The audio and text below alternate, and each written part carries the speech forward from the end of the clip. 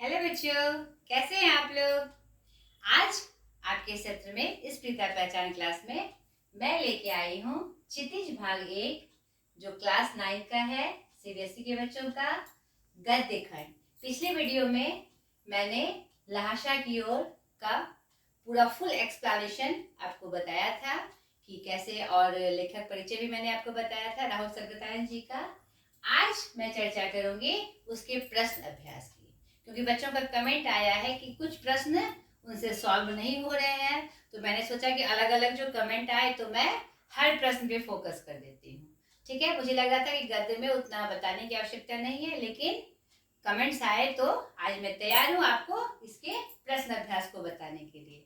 जो हमारा question answer होता है, तो लहाशा की ओर, जो कि क्या था, यात्रा वृत्तांत था हमारे राहुल सरगतायन जी का, जो कि उन्होंने 1930 में जो यात्रा की थी और वो कितना कठिन था, और उन्होंने क्या क्या देखा, क्या क्या झेला, और वहाँ जो तिब्बत की यात्रा जो उन्होंने की, तो उनमें उन्होंने क्या संस्कृति वहाँ की देखी, सभ्यता देखी, और क्या क्या अनुभव थे उन्होंने अपने यात्रा वृत्तांत के माध्यम से शेयर किया है। ठीक है बेटा, तो पहले इसके प्रश्न अभ्यास को बनाने से पहले आप पूरा पढ़िएगा।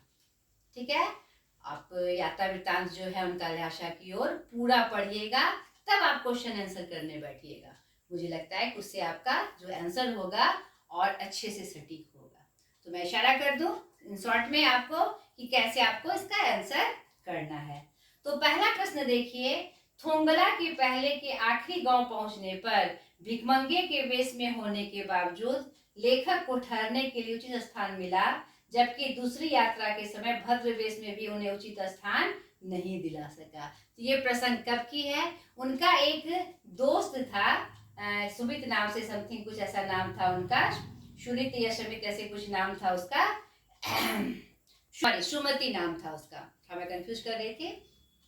तो वो गाइड के रूप में वो पूरे यात्रा में उनके साथ था, और वह तिब्बत की भाषा के अलावे उसके सारे स्थानों को जानता था, और बहुत सारे यजमान यानी रिश्तेदार पहचान वाले उनके जहाँ जहाँ की इन्होंने यात्रा की वहाँ वहाँ पर उसके जजमान उस सुमति के थे। तो भिकमंगे के भेष में वो गए थे।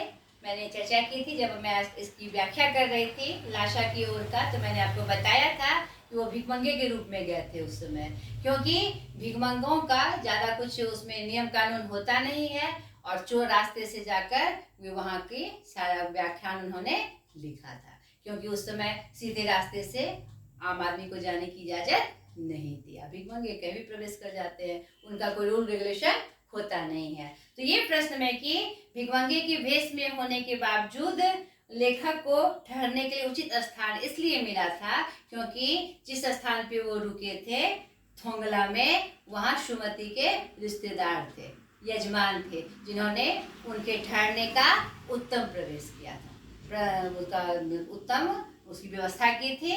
और 5 साल बाद लेखक ऐसा वर्णन करते हैं अपने यात्रा वृत्तांत में कि 5 साल बाद जब मैं इसी स्थान पे एक भद्र क्या कहते नागरिक के रूप में आया, तो मुझे वो उतना अच्छा स्थान नहीं मिला। क्यों? क्योंकि वहाँ की जो सभ्यता संस्कृति 5 साल बाद की थी वह थोड़ी सी भिन्न हो चुकी थी, और वहाँ पर बाहरी आदमी के लिए कोई विशेष भाव या स्थान वहाँ के निवासियों के मन में नहीं था। तो अंततः उन्हें गांव के एक सुदूर पुराने घर में उनको ठहरने का स्थान मिला था, वो भी संजोग बस। इसका वर्णन उन्होंने अपने यात्रा वृत्तांत में किया है। ठीक है बच्चों, क्लियर हो गया।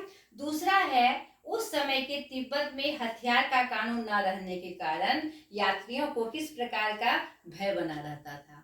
जब आप इस पाठ को पढ़ेंगे ध्यान से, तो उसमें एक प्रसंग आया है कि 16-17 फीट की ऊंचाई पे होने के कारण वहां पर दूर दूर तक जब वो जो रास्ते पड़ते थे एक गांव से दूसरे गांव जाने का, एक स्थान से दूसरे स्थान जाने का, तो वो ऊंचाई पे हुआ करता था, यानी एकदम निम्न घाटी में हुआ करता था।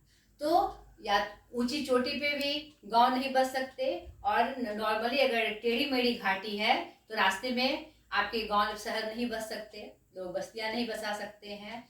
तो यही कारण था वहाँ डाकुओं का, छीनने वालों का जमावड़ा लगा रहता था, खतरा बना रहता था वहां पर। तो वही इसलिए, और लोग क्या करते थे, खुलेआम बंदूक और हथियार रखते थे। और वहां पर डाकू क्या करते थे, पहले आदमी को मार के तब देखते थे कि उसके पास क्या सामान है। तो यहाँ पर हथियार का कानून, कोई कानून नहीं था, क्योंकि उस समय सुरक्षा व्यवस्था पे या खुफिया विभाग पे सरकार खर्च करना नहीं चाहती थी। इसीलिए वहाँ के यात्रियों को बहुत ही कठिनाइयों का सामना करना पड़ता था, और हमेशा भय बना रहता था कि पता नहीं रास्ते में हमारे साथ कौन सी घटना घट जाए, क्योंकि एकदम निर्जन था, कोई दूर दूर तक आदमी का दर्शन नहीं होता था वहां पर। ठीक है बेटा।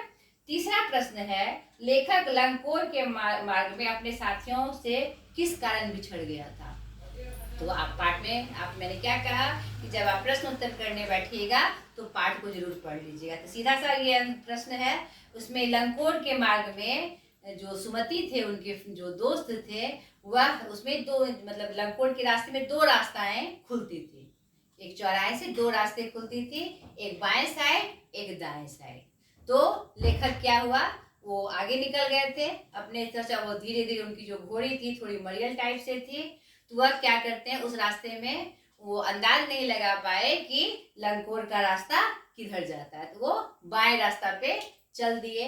और कुछ मील जाने के बाद उनको पता चला कि यह लंकोर का रास्ता नहीं है, वो तो दाया वाला था।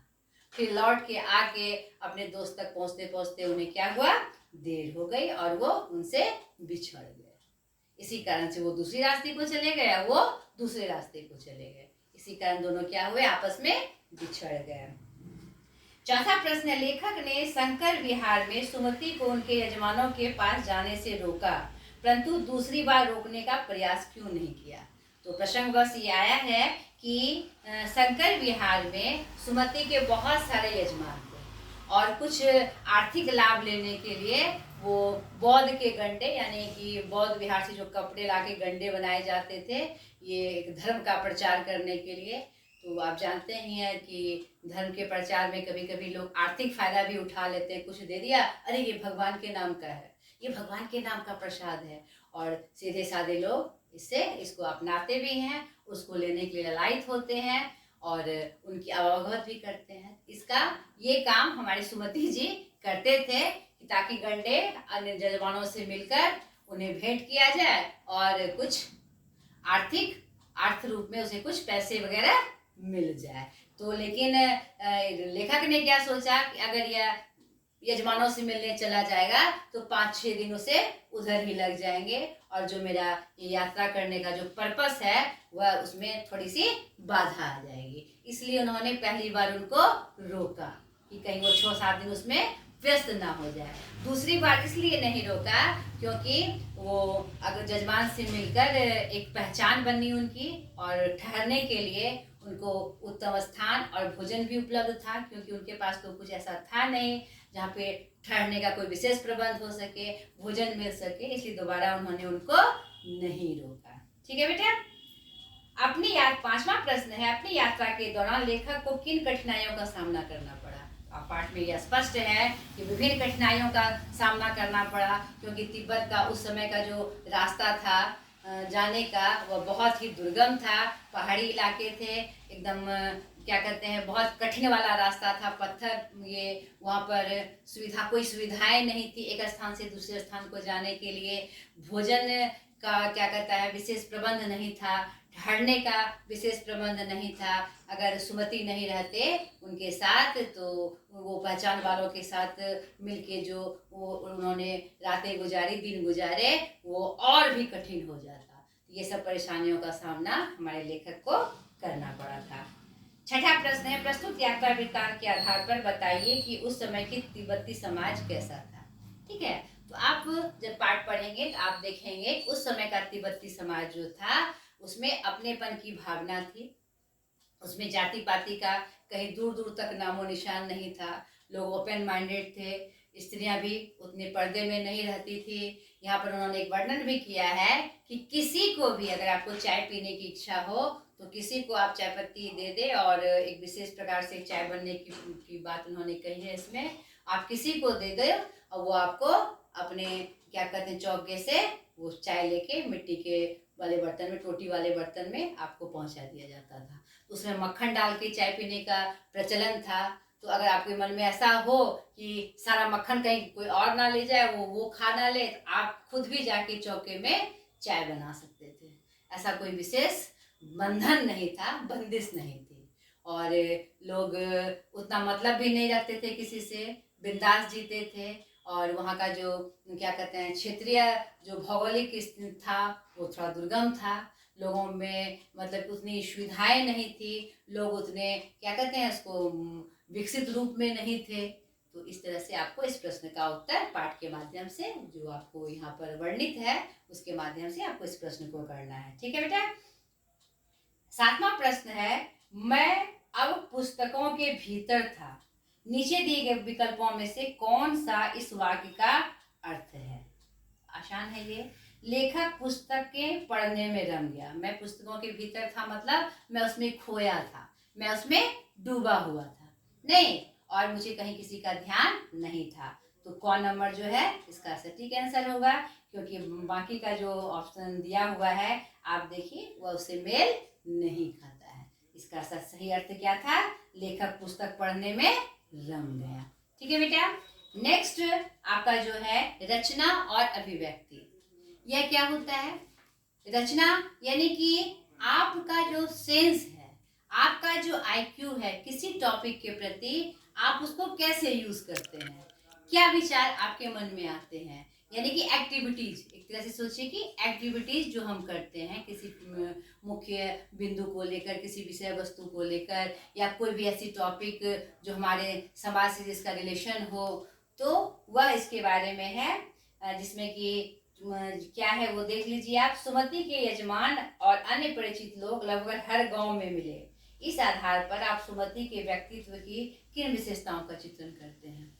यहाँ पर हर जगह उसके यजमान का होना या उसके इस रूप को दिखाता है कि उसमें मेल करने की उसमें क्षमता थी, दोस्ती बढ़ाने की उसमें क्षमता थी, और उसका व्यवहार ऐसा था कि जिस कोई भी उससे आकर्षित होकर उसको अपना स्थान दे दे, संबंधी में उसको अपना स्थान दे दे, भले वो यजमान के रूप में हो।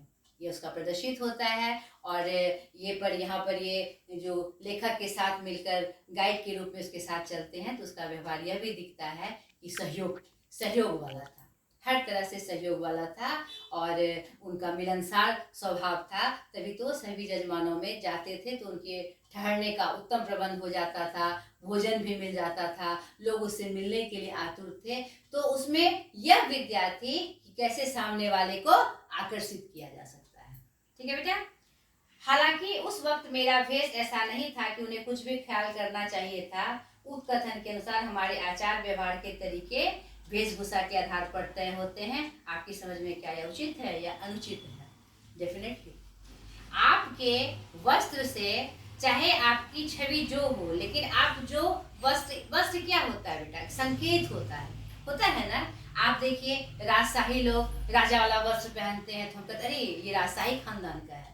नहीं, अब कोई मैला कुचेला पहन ले, चाहे वो उसकी वास्तविक स्थिति जो हो, उस वस्त्र से क्या संकेत मिलता है, अरे ये कोई है, ऐसे ही ऐरा गहरा है। तो निश्चित रूप से इंसान का जो वस्त्र है उसकी पहचान होती है। यहाँ पर ये इस प्रश्न के माध्यम से हमें ये मैसेज मिल रहा है कि अगर हमारा वस्त्र हमारी पहचान है तो हम सभ्य वस्त्र पहने, नहीं, और जिससे हमारी छवि अच्छी बनी रहे। यहाँ पे इस पर ध्यान देना। डेफिनेटली वस्त्र जो है इंसान का क्या होता है, एक छवि को स्थापित करता है। ठीक है बेटा। यात्रा वृत्तांत के आधार पर तिब्बत की भौगोलिक स्थिति का शब्दचित्र प्रस्तुत करें। वहां की स्थिति उसके राज शहर में किस प्रकार भिन्न है। तो इसमें वर्णित भी है उसकी भौगोलिक स्थिति कैसी थी, और प्रश्न कह रहा है वहां की स्थिति अपने शहर से किस प्रकार भिन्न है। आप जिस शहर में रहते हैं उसकी स्थिति कैसी है, क्या उसी से मेल खाती है, क्या आपको भी उसी तरह की असुविधाएं होती है, ऐसे करके आपको आंसर करना है बेटा। आपने भी किसी स्थान की यात्रा अवश्य की होगी। यात्रा के दौरान हुए अनुभवों का लिखकर प्रस्तुत करें। ये बहुत अच्छी बात है। चाहे छोटी ही यात्रा करें, लेकिन कभी ना कभी हम कोई ना कोई विशेष यात्रा करते हैं, नहीं, उसका वर्णन आपको करना है। मौसी के यहाँ, चाची के यहाँ, फुआ के यहाँ किसी विशेष स्थान में अपना जो होम टाउन है उसको छोड़कर अगर हम कहीं जाते हैं तो उसका वर्णन भी आप अगर कुछ यादें हैं वहाँ के, कुछ संस्मरण है आप में, तो आप उसका वर्णन कर सकते हैं। बाल है यात्रा वृत्तांत गद्य साहित्य की एक विधा है। आपकी इस पाठ्य पुस्तक में कौन कौन सी विधाएं हैं, प्रस्तुत विधा उसके किन मायनों से अलग है। यानी आपसे पूछा गया है कि इस पाठ में आपकी जो किताब है उसमें कौन कौन सी और विधाएं हैं। यात्रा वृत्तांत गद्य की विधाएं आपको पता है, और भी इसमें हिंदी की बहुत सारी विधाएं हैं। एकांकी है, संस्मरण है, उपन्यास है, नाटक है, निबंध है, ललित निबंध है ना, आत्मकथा है। तो आपकी इस पाठ्य पुस्तक में कौन कौन सा अलग अलग विधा है उसका नाम लिखने कहा गया है। तो फर्स्ट में इंडेक्स में ही यानी विषय सूची में इसका वर्णन होता है, आप इसका भी आंसर कर सकते हैं। अब भाषा अध्ययन में देखिए, जो व्याकरण क्वेश्चन होता है हमारा, किसी भी बात को अनेक प्रकार से कहा जा सकता है। सुबह होने से पहले हम गांव में थे, पौ फटने वाली थी हम गांव में थे, तारों की छवि रहते रहते हम गांव पहुंच गए। नीचे दिए गए वाक्य को अलग अलग तरीके से लिखिए। यहाँ पर भी आपके सेंस डेवलप की बात कही गई है कि आप एक वाक्य को, जैसा यहाँ पर इंडिकेट भी किया गया है, आप कैसे अलग अलग तरीके से लिख सकते हैं। ये बेटा आपको खुद करना है, ताकि आपको आप में खुद आप अपना परिचय लीजिएगा कि आप कैसे उसको प्रस्तुत कर सकते हैं। ठीक है बेटा। 14 नंबर भाषा के अध्ययन में ऐसे शब्दों को जो किसी अंचल यानी क्षेत्र विशेष में प्रयुक्त होते हैं उन्हें आंचलिक शब्द कहा जाता है। प्रस्तुत पाठ में आंचलिक शब्द ढूंढ कर लिखिए। आंचलिक शब्द आप समझते हैं, गांवों में जो लोक व्यवहार में, वार्तालाप में जिन शब्दों का प्रयोग किया जाता है, यानी अंचल विशेष मतलब जो जिस अंचल किसको कहते हैं, गांव को नहीं, उन शब्दों का जो प्रयोग होता है उनको छांट कर आपको लिखने की बात कही गई है। आप भी अपनी लोक भाषा में, जो आपकी लोक भाषा घर की जो भाषा होती है, भोजपुरी होती है, किसी की उड़िया होती है, किसी की मराठी होती है, तो उस भाषा में जो हम प्रयोग करते हैं शब्दों का, उसका वर्णन करना है। ठीक है। पाठ में कागज, अक्षर, मैदान के आगे क्रमशः मोटे अक्षर और विशाल शब्दों का प्रयोग है। इन शब्दों से इनकी विशेषता उभर कर आती है। पाठ में कुछ ऐसे शब्द ही शब्द छाटिए जो किसी की विशेषता बता रहे हो। किसी की विशेषता बताने वाले शब्द को क्या कहा जाता है, विशेषण कहा जाता है। और वो विशेषण क्या होता है, जो संज्ञा या सर्वनाम की विशेषता बतलाए। यानी जैसे कि मोटे कागज, बड़ा मैदान, शार्प अक्षर, इसी तरह के आपको विशेषण वाले शब्द चुन के लिख लेने हैं। किताब में भी वर्णित होगा। तो और बाकी इसमें विशेष कुछ है नहीं। अब आपकी पाठ्येतर सक्रियता है, जिसमें कि आपको एक्टिवनेस दिखाना है। ये यात्रा राहुल जी की 1930 की थी। आज के समय में तिब्बत की यात्रा की जाए तो राहुल जी की यात्रा से कैसे भिन्न होगी, डेफिनेटली बिल्कुल भिन्न होगी। अब तो हवाई मार्ग भी है, क्या कहते हैं, ये इधर से भी मार्ग में जो स्थल मार्ग है उसमें भी बहुत सारी सुविधाएं मिल गई है, तो निश्चित रूप से अलग होगी। आपको इसका वर्णन करना है। क्या आपके किसी परिचित को घुमक्कड़ी या आवड़ी शौक है, ये आपसे पूछा गया है। आप अपने अनुभव के आधार पर इसको बताइए। अब ये लास्ट है बेटा एक, और ये जिसकी चर्चा मैं स्पेशली करना चाह रही हूँ आपसे। अपठित गद्यांश को पढ़कर दिए गए प्रश्नों का उत्तर दीजिए। बच्चे क्या करते हैं ना, ऐसे प्रश्नों को विशेष ध्यान नहीं देते। ये आपके सिलेबस में है, और ये आप खुशनसीब हैं कि आपके एनसीईआरटी ने ऐसा सिलेबस तैयार किया है जिसमें कुछ भी अछूता ना रहे, सारी बातें आपको पता हो। तो इस प्रश्न अभ्यास में इसको रखने का मतलब है इसका इम्पोर्टेंट है। आप कोई, ये गद्यांश वाला प्रश्न क्या होता है बेटा, कोई टॉपिक आपको एक पैराग्राफ, 2 पैराग्राफ के रूप में दे दी जाती है, और उसी से आपको छोटे छोटे क्वेश्चन राइज किए जाते हैं। आपका आईक्यू देखने के लिए उस क्वेश्चन का आंसर आप कैसे देते हैं। आपको लगता है कोई इजी क्वेश्चन है, लेकिन उस क्वेश्चन में आप तीसरी लाइन, दूसरी लाइन तो नहीं जोड़ते। यानी कि कहने का मतलब है, अगर आपसे नाम पूछा जाए कि आपका नाम क्या है, तो आप अपने पिता का नाम या अपने घर का पता मत बताइए, आप अपना एग्जैक्ट अपना नाम बताइए। ये गद्यांश जो होता है वही सेटअप को रख के तैयार किया जाता है। आपसे एकदम सरल भाषा में आपका गद्यांश होगा। गद्यांश मतलब गद्य का अंश, किसी टॉपिक का अंश उसमें होता है, और आपसे प्रश्न पूछे जाते हैं। जैसे देखिए, कौन सी आपदा को सुनामी कहा जाता है। जैसे ये गद्यांश आप पढ़िएगा, मैं पढ़ने लगूंगी तो आपका वीडियो बहुत बड़ा बन जाएगा। इस गद्यांश को पढ़ के आप इस प्रश्न को देखिए, आप इसका जवाब कैसे कर सकते हैं। यानी सुनामी किस, आप कौन सी आपदा को सुनामी कहा जाता है, इसका एग्जैक्ट आंसर अपने दिमाग से नहीं, इस गद्य के आधार पे आप देखिए कितना सटीक आप उसको बना सकते हैं। इससे क्या होता है बेटा, आपका आईक्यू बहुत अच्छे से डेवलप होता है। तो इससे कोई भी गद्यांश का चैप्टर आए, कहीं से पढ़े आप, तो उसमें आप लगातार उसमें आप करिए, कोशिश करिए, ट्राई करिए कि आप उसको पढ़िए और उसके अनुसार क्वेश्चन का आंसर करिए। ठीक है बेटा, आप करके देखिएगा इस अभ्यास को, आपको लगेगा कि आपका आईक्यू बढ़ गया है, आपका इंटेंशन उस किसी चीज के टॉपिक पे आपका बढ़ गया है। ये बहुत अच्छी चीज है। ठीक है बेटा, तो आज आपका लहाशा की ओर का प्रश्न उत्तर भी समाप्त हो गया। अगले वीडियो में अगले चैप्टर के साथ मैं फिर उपस्थित होंगे। आज तक के लिए इतना ही, बाय।